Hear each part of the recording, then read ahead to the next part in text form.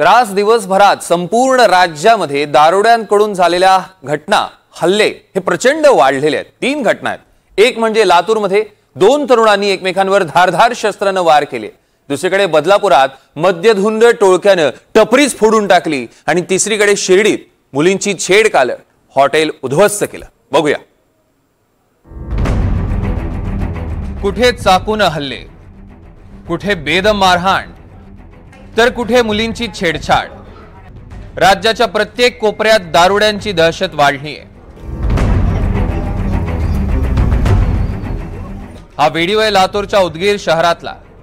दारूच्या नशेत 2 बेधुंद तरुण, एकाच्या हातात वस्त्रा आणि दुसऱ्याच्या हातात कोयता।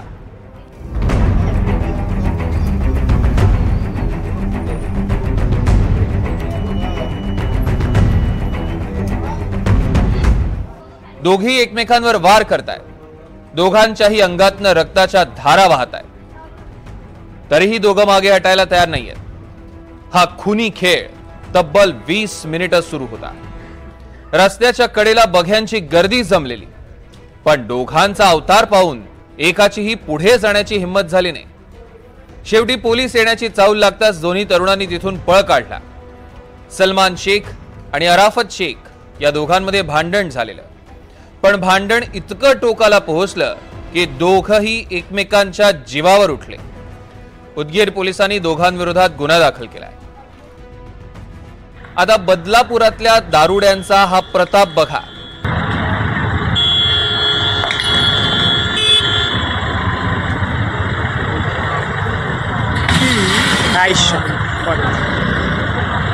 दारू पिया हुआ है, फुल दबा के।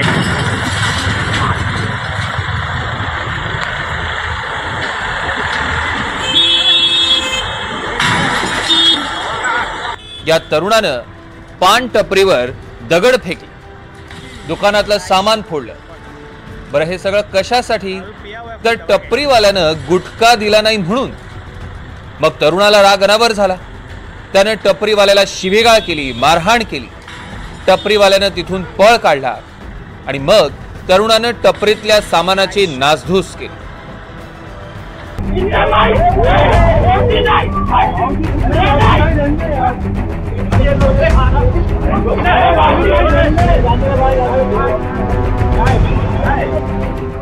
उल्हासनगरमध्ये गुंडांची अशीच दहशत बघायला मिळाली। 2 सराईत गुन्हेगारांनी एका हॉटेलमध्ये मारहाण केल्याचा प्रकार समोर आला।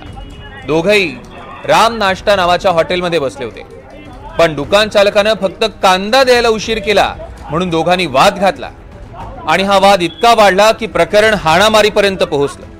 हॉटेल शेजारी चहाचं दुकान चालवणाऱ्या व्यक्तीनं भांडण थांबवण्याचा प्रयत्न केला, तेव्हा एका गुन्हेगारानं गाडीतनं चाकू काढून त्यांच्या अंगावर धाव घेतली। चाकूचा धाक दाखवणाऱ्या तरुणावर यापूर्वीही खुनाचा गुन्हा दाखल आहे, त्यामुळे या गुंडांकडनं परिसरात दहशत पसरवण्याचा प्रयत्न केला जातोय। शिर्डीतही मद्यधुंद टोळक्याने उच्छाद मांडल्याचा प्रकार घडला। 7 ते 8 जणांनी हॉटेलमध्ये काम करणाऱ्या मुलीची छेड काढली। काही जणांनी तिच्या अंगावरही हात टाकला। घाबरलेल्या मुलीनं हॉटेलमध्ये धाव घेतली, तिच्या मागोमाग तरुणांचं टोळकंही आत शिरलं। तेव्हा हॉटेल मालकानं त्यांना अडवलं।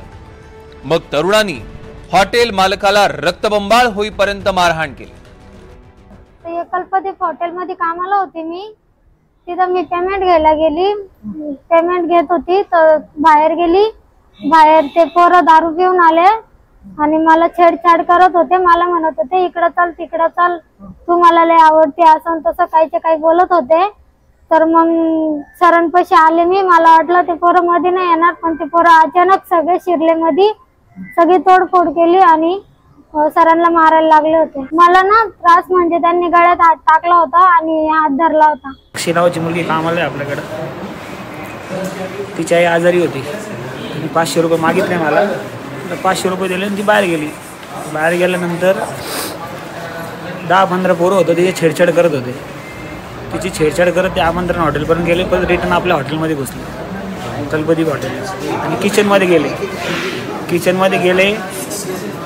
गेले बघून मी त्यांच्या मागं गेलो आणि मी त्यांना सांगितलं किचनमध्ये तुम्ही कसं काय घुसले। एवढं सांगताच त्यांनी मारायला सुरुवात केली।